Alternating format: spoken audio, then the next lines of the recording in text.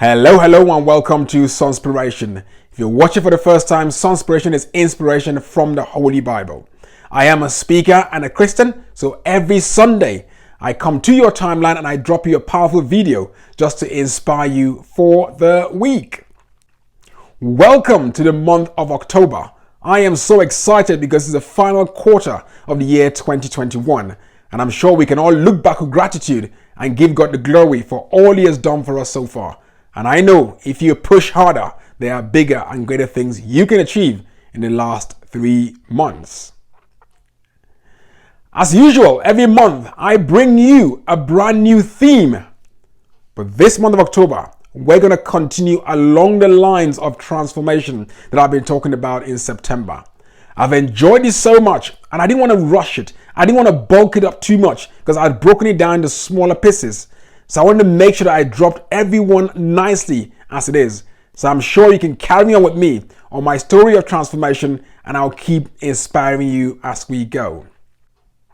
And before I forget, happy Independence Day to all the Nigerians right across the world. I still believe greatly in that country and I know that things can only get better.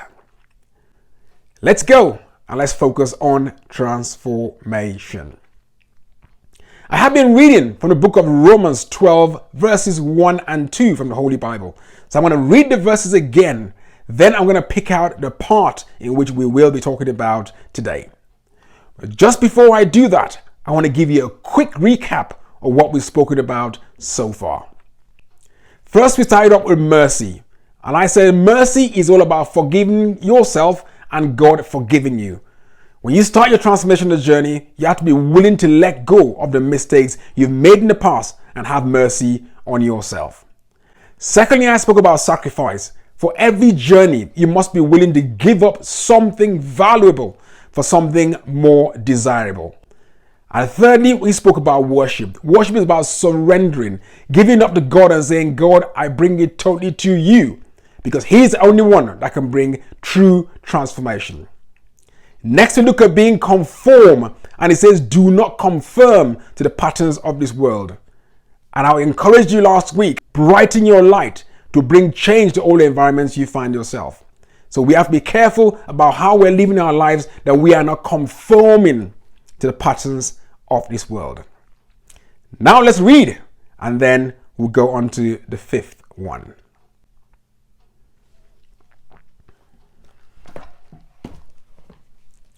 Romans 12, 1 and 2 from the Holy Bible. Therefore I urge you, brothers, in view of God's mercy, to offer your bodies as living sacrifices, holy and pleasing to God. This is your spiritual act of worship. Do not conform any longer to the pattern of this world, but be transformed by the renewing of your mind. Then you will be able to test and approve what God's will is. His good, pleasing, and perfect will. I'm going to go into the fifth one, which is renewing your mind. As it says, do not conform anymore to the patterns of this world, but be ye transformed by the renewing of your mind. I went into the dictionary to work out, what does renewing mean? And it says to start again, to make valid again. Your driver's license expires, you go and you renew it, so it now becomes valid again. To grow, and I think that is the most powerful one I've seen. To renew actually means to grow. So how do you grow your mind? How do you start your mind again? How do you make valid your mind? I think they're really, really powerful ones. But the one I think I'm going to focus on is to grow. When we think of growth, we just think, oh, it's just about getting taller or maybe even getting bigger. But growth comes from the inside to the outside. Age doesn't really matter these days. It's not about the length of time you've lived on this world, but it's about the experiences you've had in this world, how much you spend time learning. You could have the same experience at the same age with somebody else, but one person could grow while the other person could regress. So when you look at the situations around you, whatever the experience is, you got to remember that there's always something to learn from it. And that's where you keep growing. Because when you grow, you renew your mind. And when I looked at it again, when it says, what does really mind mean? What is the mind? So Victor, you're saying renew the mind. But what is the mind? I looked at the dictionary again, and it says is the part of the body. Now, if you ask me where the mind is, some might say it's in the heart, some might say in the head, but it doesn't really matter. It's the word, it's about the perspective behind it.